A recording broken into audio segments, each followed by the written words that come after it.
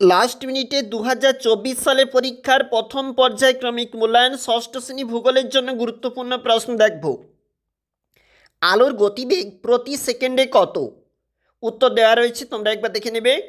Next প্রশ্ন, মহাকাশে যাওয়ার পোশাককে কি বলা হয়? Space sweet.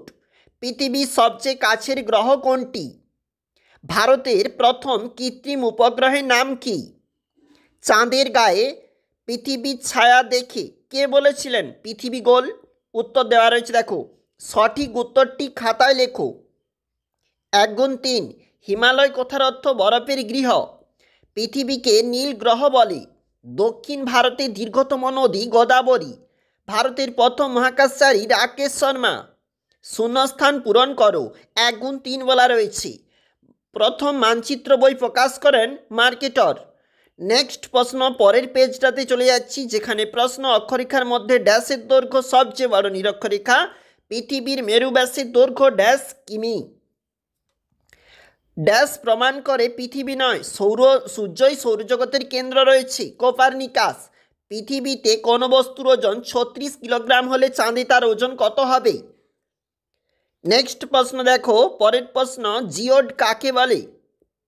চন্দ্রকলা বলতে কি বলছো? উত্তর সব দেওয়া রয়েছে। তারার বিভিন্ন রং থেকে কি বোঝা যায়? ভারতের দক্ষিণাত্তিককে উপদ্বীপ বলে কেন? পরের প্রশ্ন দেখো, গ্রহ নক্ষত্রের মধ্যে পার্থক্য লেখো। তোমরা অবশ্যই দেখবে 2 নম্বরের জন্য এই প্রশ্নগুলি গুরুত্বপূর্ণ রয়েছে। এবং ডান পাশে আমাদের যে প্রশ্ন রয়েছে, গঙ্গা নদী সম্বন্ধে যা জানো লেখো। উত্তর রয়েছে দেখবে। নেক্সট প্রশ্ন চলে যাচ্ছি, ধূমকেতু সম্বন্ধে সংক্ষিপ্ত পরিচয় দাও। এরপরে যেখানে প্রশ্নপত্র রয়েছে, চন্দ্রগ্রহণ কাকে বলে? নেক্সট প্রশ্ন 5 রয়েছে, সূর্য এবং অন্য তারা কেন পূর্ব আকাশে আগে দেখা যায়? লাস্ট মিনিটে প্রশ্নগুলি ষষ্ঠ শ্রেণী ভূগোলের জন্য গুরুত্বপূর্ণ।